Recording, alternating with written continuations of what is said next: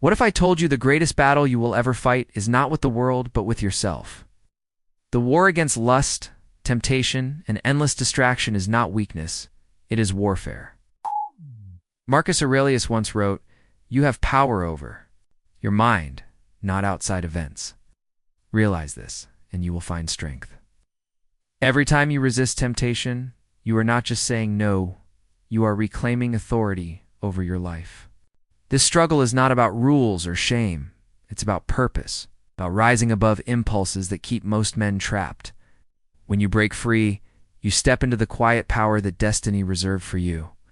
How many men waste their strength chasing? What leaves them empty? But the one who masters himself becomes unshakable. For 90 days, abstain from the cycle of lust and release not as a detox, but as a rebirth. In this time, something within you begins to change. You become a vessel of discipline, clarity, and sacred energy. Seneca said, "No man is free who is not master of himself." These words are not theory, they are a lived reality. At first, the change feels small. Your mind sharpens, your eyes hold steady, your presence grows heavier. People notice without knowing why. You carry yourself with quiet confidence instead of scattered energy. In a noisy world, stillness becomes your power. Epictetus taught, "No man is free who is a slave to his body." Think about real life, the athlete who controls his body, the leader who controls his tongue, the man who holds his ground when others break. These are men who shape history, but it begins with self-mastery. When you guard your strength, you stop leaking your future. This path is not easy. Urges rise like fire. Your mind will beg for escape. But in those moments, remember you are not losing a pleasure, you are gaining power. You are building a presence others feel without words. Women sense it, men respect it, and even in silence you carry weight. This is not about perfection, it's about transformation. Every choice to rise above lust rewires your spirit. Are no longer scattered, you are whole, magnetic, undeniable. Marcus Aurelius reminded himself, "Waste no more time arguing about what a good man should be. Be one. Stay with me. Because what happens after those 90 days might shock you. The battle within is only the beginning. The reward is a new identity, forged in discipline, clarity, and unshakable strength. When you begin to walk with your essence intact, you remember who you truly are, not the version society shaped, but the self whispered into existence. A man who carries his full energy becomes magnetic. He no longer chases opportunities. Opportunities move toward him. Marcus Aurelius said, "The soul becomes dyed with the color of its thoughts." When your thoughts are steady and your energy is whole, the world around you adjusts. Those with hidden agendas feel exposed. Distractions fade, and clarity takes root. What once seemed impossible begins to align. But this transformation is not comfortable. Urges will rise like fire in your bones. Your body will resist. Your mind will beg for escape. Why? Because you are breaking a system designed to keep you weak, distracted, and dependent. True strength often begins in discomfort. It's just as an athlete trains past exhaustion, you too must endure the storm of temptation. Epictetus taught, "Freedom is the only worthy goal in life. It is won by disregarding things that lie beyond our control." In real life, think of the man who stays calm when insulted, or the leader who stands firm when others panic. Stillness is not weakness, it is mastery. That same mastery grows within you when you rise above fleeting urges. If you hold the line, something remarkable happens. The fog lifts, your presence grows heavier. People begin to treat you differently, though they cannot explain why. You no longer beg for attention, your silence commands respect. Seneca once wrote, "He who conquers himself is the mightiest warrior," and that is the truth. This is why sacred abstinence is not just denial, it is transformation. It forges weak men into pillars, turns noise into vision, and replaces distraction with direction. It is not about rejecting pleasure, but about embracing purpose. Stay steady, because the man who endures this fire emerges with a power that no one can ignore. When the noise fades, your true self emerges. Suddenly, new ideas rise within you, not borrowed thoughts, but original visions. The pain of your past begins to reveal a pattern. Closed doors make sense. What once felt like chaos becomes a map of purpose. Epictetus taught, it's not what happens to you, but how you react to it that matters. Clarity transforms pain into wisdom. You begin to see life as it is, not as your urges once blinded you. With this clarity, people's intentions become visible. You are no longer deceived by false words or empty promises. You spot traps before they appear, just like a seasoned traveler sees danger on the road. This is why such clarity is feared. It makes you unshakable.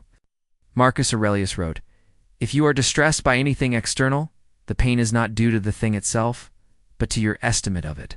In real life, think of a man betrayed by friends. The ordinary response is anger or despair, but the Stoic response is insight, seeing the truth behind motives and rising above them. Your mind becomes a throne. Instead of being ruled by impulses, you begin to rule your own inner world. Seneca said, he who has a why to live can bear almost anyhow. When your vision clears, your why strengthens.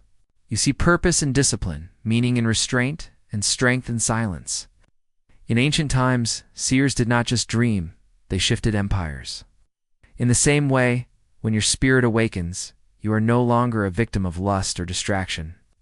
You become a force of direction, a man whose presence shapes the world around him. This transformation is not for the crowd. It is for the few who dare to step into clarity. And once you see, you cannot go back. When you choose purity and discipline, something powerful shifts. Heaven takes notice, and so does everything around you. Your words carry weight. Your silence carries authority. You gave up what the world glorifies to carry what the world cannot. Explain, Marcus Aurelius said. The soul becomes dyed with the color of its thoughts. By guarding your inner world, you transform not just yourself, but the atmosphere around you. Even opposition changes. Temptation no longer comes directly. Instead, distractions and counterfeits try to pull you away. Because weakness has been crucified, and in its place burns an unshakable fire. This fire doesn't make you harsh, makes you steady. Epictetus taught, no man is free who is not master of himself. You don't chase validation. You don't collapse under pressure. You walk with quiet power, ancient, sacred, yet peaceful. Think of a soldier who has survived countless battles. He no longer panics when danger appears. His calmness is not ignorance, but experience. In the same way, your authority is forged in hidden battles in the silent nights when you wanted to give in but chose discipline instead, Seneca said. Difficulties strengthen the mind as labor does the body. No applause is given for these private victories, yet they are the ones that shape you. True authority is not claimed, it is earned in solitude. This is why you no longer need to announce who you are. Heaven already recognizes you. The world begins to listen. And those who once underestimated you now see a presence they cannot deny. Attraction is not always a blessing. It is often a test. What once tempted you in secret now appears in the open, disguised as charm and opportunity. The enemy no longer tries to break your eyes. Instead, it seeks your confidence, whispering that you've earned a reward, that discipline should now lead to indulgence. But this season is not about pleasure, it is about preparation. Marcus Aurelius said, you have power over your mind, not outside events. Realize this, and you will. Find strength. One moment of distraction, one compromise, can undo months of discipline. That is why clarity and vigilance matter most now. Opportunities may form, your name may be spoken in rooms you've never entered, yet danger hides in flattery. Epictetus warned, if you want to improve, be content to be thought foolish and stupid. Not every smile is genuine, and not every connection is divine. Some arrive only to detour your purpose. Think of real life, a man on the edge of success suddenly, pulled down by bad partnerships or by giving trust to the wrong people. His failure wasn't from lack of talent, but from lack of discernment. Likewise, you must guard your spirit carefully, Seneca said. Associate with people who are likely to improve you. The right people will honor your silence, your strength, your vision, but the wrong ones will try to steal it. Stay steady. The man who holds his frame, who resists distraction, does not just become attractive, he becomes holy. Holiness shines with a glow no charm can imitate. It attracts the rare kind of woman, the one who values prayer over appearances and respect. Over validation, remain watchful, because the closer you move toward purpose, the sharper the tests will become. Endure them, and you will emerge with a presence that no one can corrupt. When a man conquers himself, he no longer chases, he attracts. He walks with precision, in sync with purpose, and opportunities come searching for him. Marcus Aurelius said, "The impediment to action advances action. What stands in the way becomes the way." Instead of being blocked, you become the path others adjust to. The shift is undeniable. You don't draw chaos anymore, you attract clarity. You don't beg for doors to open, you become the door. Walk into any room and without effort the atmosphere changes. Not because of pride, but because discipline has reshaped your very presence. Every tear, every restless night, every hidden battle with lust and shame was never wasted, Seneca wrote. Difficulties strengthen the mind, as labor does the body. What once felt like punishment was preparation.